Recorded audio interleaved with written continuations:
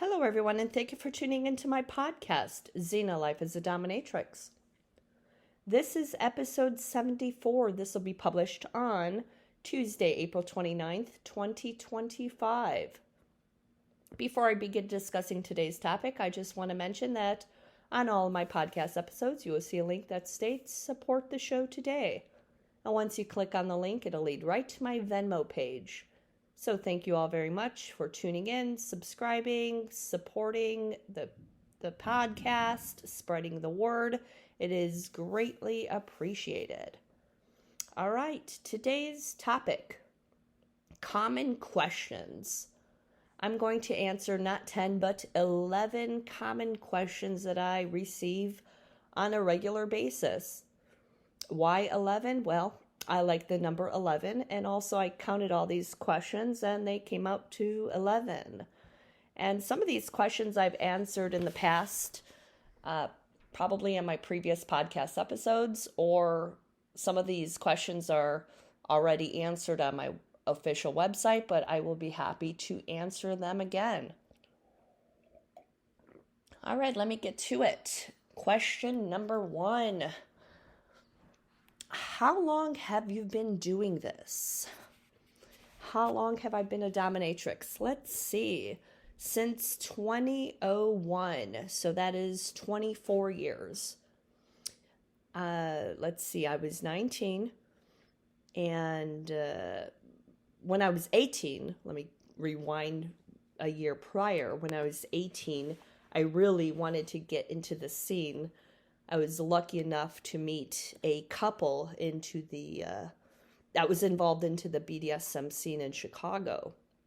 And they were a leather couple. They were married, and they took me under their wing. I was very eager to learn from them.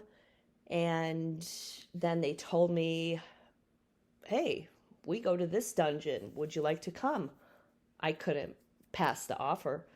I had to go. I was so curious about that world. I wanted to witness this dungeon party they speak of.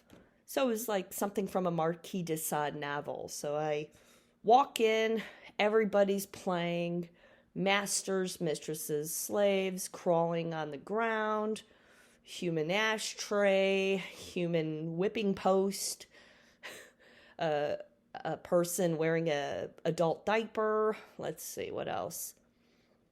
A boot worshiper, etc., etc. So a lot of people, they never forget their first, and I won't forget my first experience at this dungeon. So immediately I was just hooked.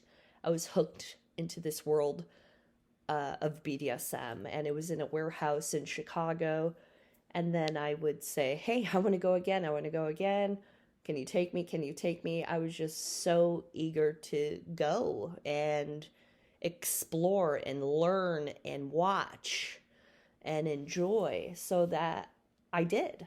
I sure did. I was spoiled, and I was very lucky to get access to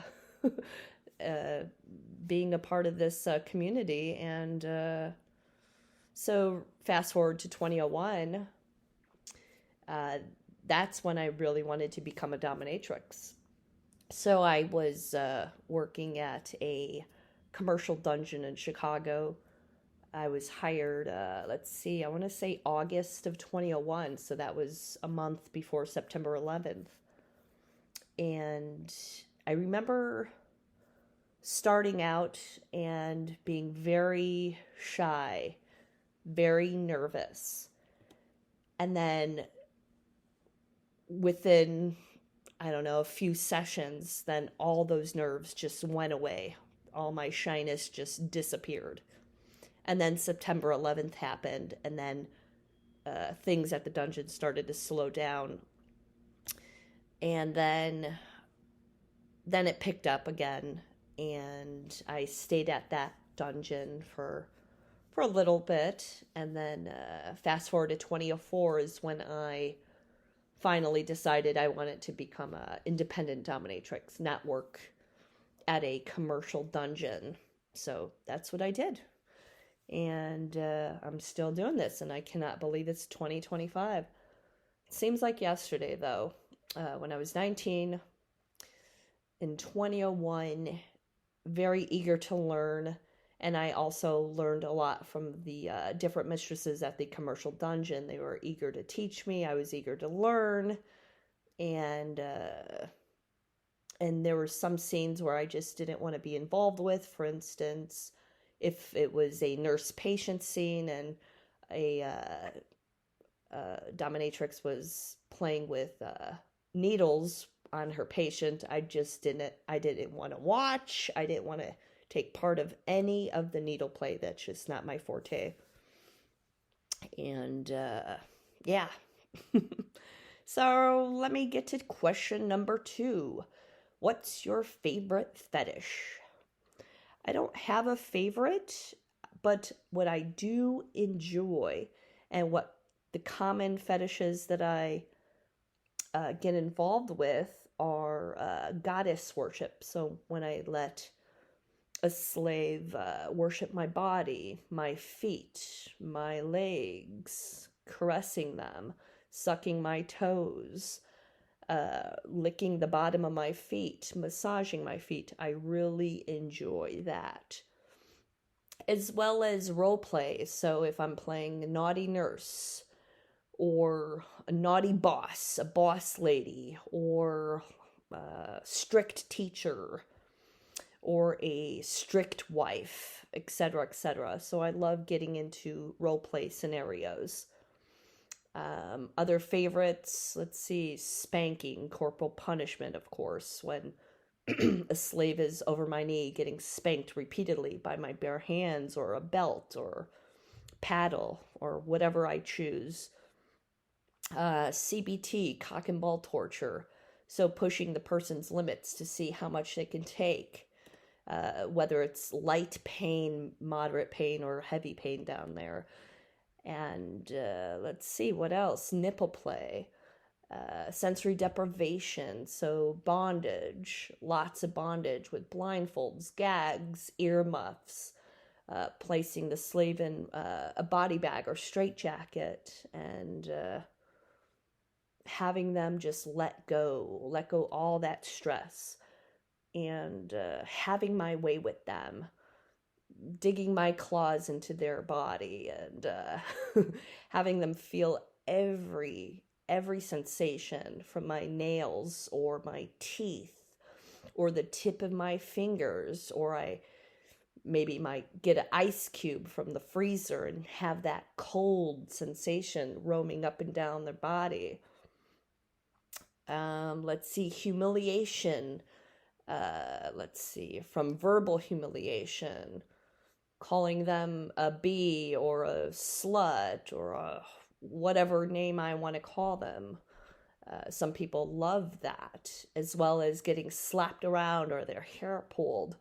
And I do enjoy that, actually, as long as everything is safe, sane, and consensual. Let's see. What else? I mean, also just taking the slave and pushing their limits, seeing how much they can take until they say their code word. Manhandling, so punching somebody's stomach and seeing if they could take my punches and using them as a human punching bag. And that's a good workout for me as well. So I do enjoy a lot of that, all of that actually. And I don't have a favorite, but those are the common ones. And I do really enjoy all of that. And what I don't do, I get these requests and I say, didn't you read my website? It says I don't do that. So, for instance, needle play, I'm not going to do that. Or pierce somebody, I'm not going to do that. Or brand somebody, that's permanent marks, I don't do that. Let's see. Recently, somebody sent me an email about castration play. Why? I'm not a doctor. I'm not going to castrate you. I don't do that. It says on my website, I don't do that. As well as cuckolding scenes. Cuckolding is actually a popular thing now, and people, I guess they're into that, but I'm just not into that. or fire play. I don't get into that as well. So, yeah. So that answered that question. Number 3. This is another very common question I get. Do you enjoy what you do? Well, I wouldn't be doing this if I didn't enjoy it. So, yes, I do enjoy what I do. Bottom line. And it's so important to enjoy what you do. If you don't enjoy what you're doing, what's the point? What's the point of doing it? But yes, I really enjoy what I do. And it surprises me that I get that question. I get taken aback. I'm like, of course I enjoy this. Of course you know, I'm enjoying what I do. And sometimes I do need a little break. Like, for instance, in the month of April, this month, I took a little time off for myself. And also I was just very busy this month, busy doing things around New York City, from attending Broadway shows to plays to a lot of relaxing, self-care, going to the salon a lot. And I was also mourning a couple people that I knew that that passed away. I'll get to one in a little bit. But 2 people I knew passed away, so I took a little time to mourn, and this was totally a shocker that these 2 people passed away. So I was doing a little bit of mourning here and there for a few days, so took some time off, as well as I also had a sinus infection, so I'm finally getting over that as well, because the flowers are in bloom, and I was around a lot of flowers in Central Park. So then the next day, my allergies just went haywire, basically. All right. So yes, to answer your question, yes, I enjoy what I do. Okay. Question number 4. Do you see people like me? I'm Muslim. I never ask what somebody's ethnicity is, what somebody's religion is. I see all types of people, to answer your question, as long as they are over the age of 21. And sometimes I get taken aback from that question. Like, yes, I see, all types of people, Muslim, Jewish, Christian, Catholic. It doesn't matter what your religion is in my eyes, as long as we have good chemistry together, as long as you want to explore, as long as you want to learn from me. I will see you as long as you're over the age of 21. And I think I received this question in Chicago too. Like a fella, I'm trying to remember. I received an email saying, "Hey, I'm African American. Do you see me?" Of course. There are a lot of African American people into the BDSM community, as well as white people. It doesn't matter what political party or what religion, what nationality you are. I will see you, again, as long as you are 21 and over. And yeah, it's just, in my opinion, it's just not good to judge somebody by, I don't know. That's just my personal opinion. But to answer your question, yes, I will see people like you. So, but yeah. All right. Another question. This is what? Question number 5? Oh, question number 5. Yes. So recently I received this email, another email. Can I see you? I'm 18. The answer is no. I'm not comfortable with people playing with somebody that is 18, 19, 20. As long as, you're 21 and over, then you could see me. That's just my comfort. Like, I started playing when I was 18. I was learning. I was getting involved into the BDSM community, and that's a pretty, that's a young age. It's right out of high school. But that's just, I do what's in my comfort zone. So you could wait another 3 years when you are 21. Okay, so let's see, 3, 4, 5. Question number 6. I get this question a lot. What's your age? Does it matter what my age is?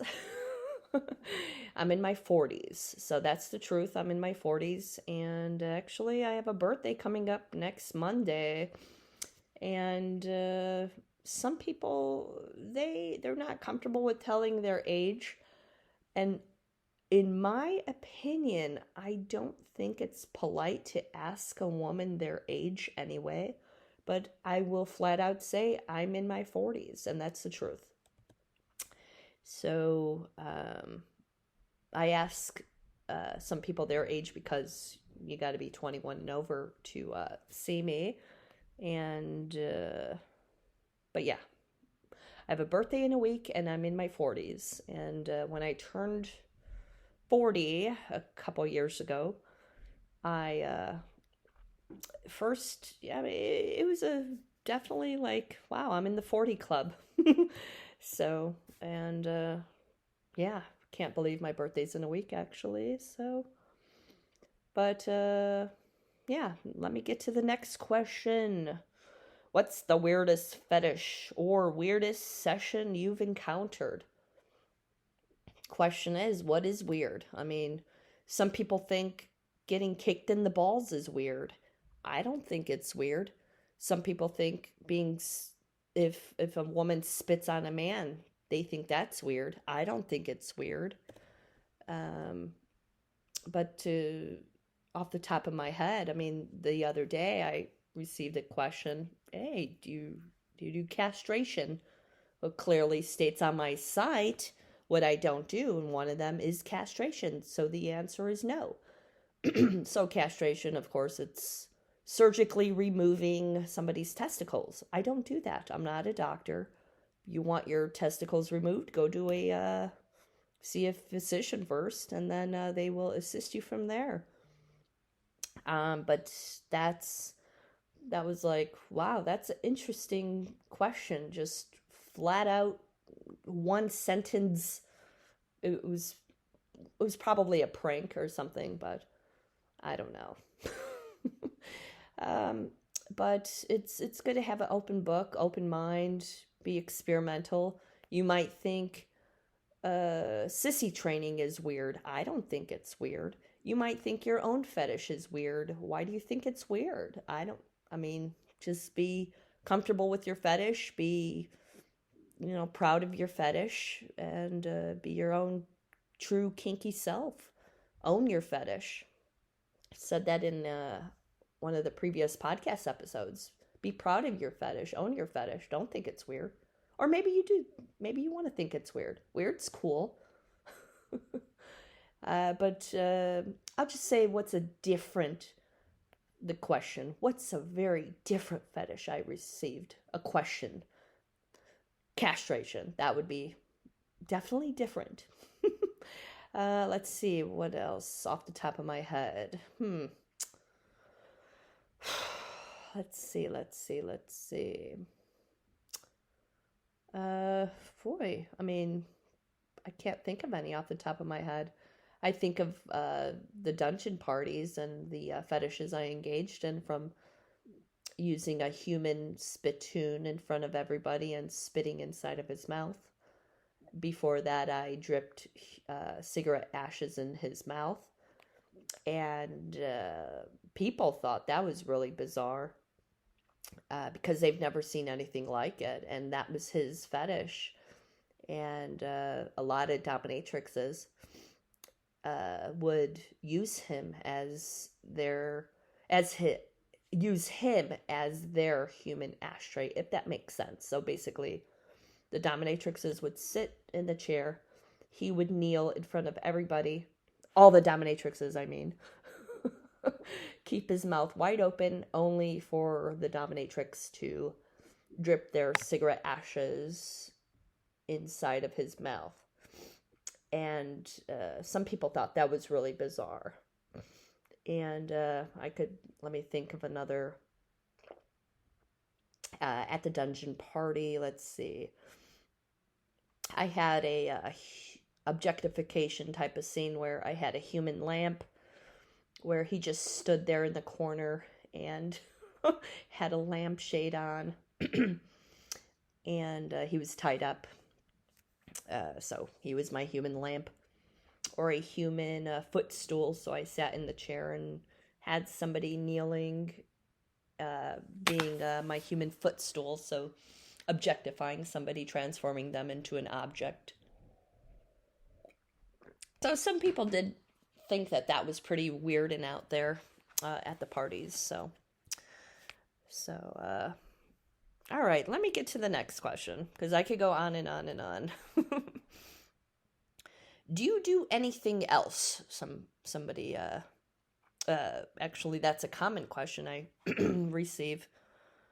Let's see, that's question number 1, 2, 3, 4, 5, 6, 7, 8. Do you do anything else? Well, yeah, let's see. I have this podcast. I write. I just published a book a month ago. I take pictures, so I go around New York and take pictures constantly. I'm obsessed with it. I love it. It's an art form. I just love it. What else? I do have a video company, Bizarre Cinema. Somebody actually recently, he stated, the last time you uploaded a video was 2 years ago. I said, yes, I know. I've just been very busy. And it takes a lot of work to run a video company, from having the actor be in my videos, to editing the videos, writing the videos, uploading the videos, editing them some more, promoting them, etc., etc. So, but what else? I did go to school. I have a bachelor degree in multimedia design. So I did a lot of web designing, actually. I don't do web designing much anymore, but all the websites I have, I've designed them. Let's see, I do models, so I've modeled again since 2001, and I model on and off, and I do enjoy it. I enjoy all that. So it's an art form again. So being in front of the camera, behind the camera, I really enjoy, as well as acting in my videos. And maybe I will continue making videos in the near future. I'm not sure when yet, but I'm very picky as to who I work with as well for Bizarre Cinema. So, yeah. So, and it's a lot of work to have a video store, believe it or not. There's tons of videos online, but it takes a lot of work to edit, to be in the video, a lot of them are not scripted, so it's a lot of improv as well. So, yeah. All right, that answered that question. So, do I do anything else? Yeah, I do a lot. And also I enjoy living here in New York City and exploring this wonderful city as well. So, some people do have a misconception that I'm always dressed up in latex and rubber, lingerie, playing 24/7, playing every single day. That's not the case, actually. I choose not to play every single day because I don't want a burnout. I don't want to feel burnt out. I don't want to feel exhausted. So yeah. And during the pandemic, I recall that a lot of people wanted to play, and I said, don't you realize there is a worldwide pandemic going on? So, and then when I started sessioning again in July of 2020, that's when I was really paranoid actually. Had the N90 masks, the rubber gloves handy, the air machine to clean the room, etc., etc. So many devices to stay clean, and then behold, I ended up getting COVID anyway in 2022. Actually, when I had the sinus infection a week ago, I thought I had COVID, but luckily it was negative. So, yeah, that answered that question. Question number 9. Can I see you right now? No, you may not. So I have a protocol, so it's within 24-hour notice. I don't stop, drop everything to see somebody. It takes a lot of preparation to see somebody. Gathering the toys, making sure everything is clean, making sure that I'm well, making sure that I'm not sick, making sure the person's not sick, making sure that the scheduling is there. Like for instance, if somebody wants to see me at a certain time and I'm not available, then that's not going to work. So, but I usually require 24-hour notice. And, or if I'm out and about and somebody wants to see me within 30 minutes, I'm not going to stop and drop everything just and rush back to my studio to see the person, because it takes a lot of, you got to prepare the toys, got to prepare the space, got to be in the right mindset, got to be hydrated, got to have food in my system. So it takes a lot of work, actually. And then, but yeah, I do require 24-hour notice to answer your question. Number 10, what don't you do in a session? I think I mentioned, well, I know I mentioned some of the things I don't do earlier. So fire play, needle play, piercing, castration, cuckolding, anything that ends in jobs, whether it's foot jobs, hand jobs, blow jobs. I don't offer sex or drugs or anything illegal. Let's see, nudity, like, oh, can I see your breasts? No, you may not. I'm in charge. And the answer is no, you may not. Or the girlfriend experience, or smoking fetish, or giving massage. If you want a massage, go to a masseuse. Blackmailing, I don't do that, plus it's illegal. Let's see, racial humiliation, and that's just, no, that's a hard limit. No. Or permanent damage, no. Everything is safe, sane, and consensual. That's what I prefer, and that's what I go by. And also, I also received a question recently via email. Oh, do you switch in sessions? The answer is no, I don't switch in sessions. It states on my website, I am strictly dominant. I'm the top. I'm in charge. You're the bottom. You're the submissive. You're the pain slut. Yeah. So read the website. So that's to answer your question number 10. Number 11. This is the last question. Do you do virtual sessions?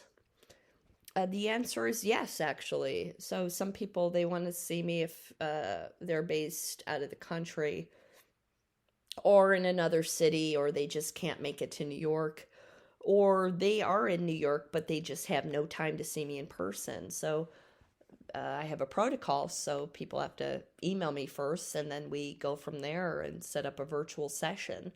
And some people also, they are afraid to see a dominatrix in person, or they're just not ready to. And I totally understand, the nerves. You might be very nervous or very scared. But there are virtual sessions, whether it's phone sessions, webcam sessions, FaceTime sessions. And who I was mourning, actually, this couple weeks ago, I found out that a slave of mine passed away. We had a virtual, he was a virtual slave. He was real, not an AI. He was totally real. He started sessioning with me in right before I moved to New York, actually. So I want to say spring of 2018. And every time I would travel to Chicago, he would he just couldn't make it. He couldn't see me because he lived outside of Chicago, many miles away, so he couldn't see me in person. But he was just comfortable with seeing me, or not seeing me, but having having virtual sessions with me. So we would have virtual sessions once a week or twice a week from 2018 until January of this year, 2025. And then last year, it was down to doing a virtual session once a month because he was having health issues. And unfortunately, that's part of life. So how I found out he passed was I didn't hear from him. And he would check in with me the first of every month. And then February of 2025 came along, February 1st. I didn't hear nothing. Emailed him, heard nothing. Then March of 2025. Got my years confused. March 1st, 2025, still I heard nothing. I didn't want to call or brag because I'm not that type of person, because I knew this person had health problems, and I thought, okay, maybe he's very busy, or maybe he's busy with family, or maybe he's going through surgery or something, or recovering. And then April 1st, 2025. Still, I heard nothing. And then so I was just curious to look him up on Google, and there he was, his obituary. And I was like, oh my God. I couldn't believe it. And and it's really sad because, we had great chemistry, although we never met in person, he always wanted to meet me in person, and vice versa. And it sadly never happened. So, and it's really sad because we had a great time, although it was online. And yeah, wherever he is, he was a good person too. And yeah, it's sad. It's really sad. And fucking Google. I looked somebody up and boom, there's the obituary. Fucking Google. And then I found out about a friend passing away from Facebook. Fucking Facebook.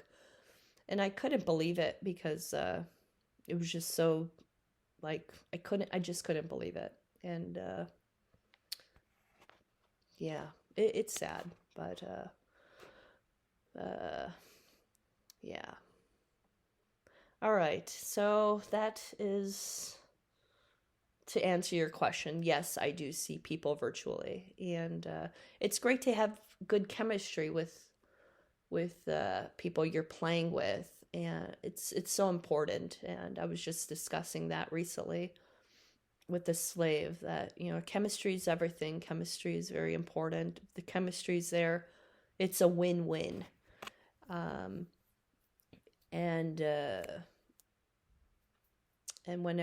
when people, when the stars align, when people, what am I trying to say? When they are into certain fetishes that I'm into, that I enjoy, then like, yes, I like that. And I don't, I mentioned the ones that I don't do. Um, and I think chemistry is everything. And when the chemistry is right, then that's a winner. It's good. It's very important. I could go on and on and on, but I answered your questions already. 11 questions, because why not? And I like the number 11. And other dominatrixes, we're all not, we're all different. We all have different protocols. We all offer, either same fetish or different fetishes. Some dominatrixes they specialize in medical fetish, or they specialize in corporal punishment only, or they are foot fetish doms, or they are fin doms, financial dominance, etc., etc.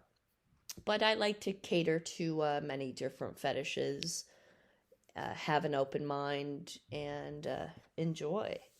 So, and also I do, to this day, I like to learn here and there different things that I don't know.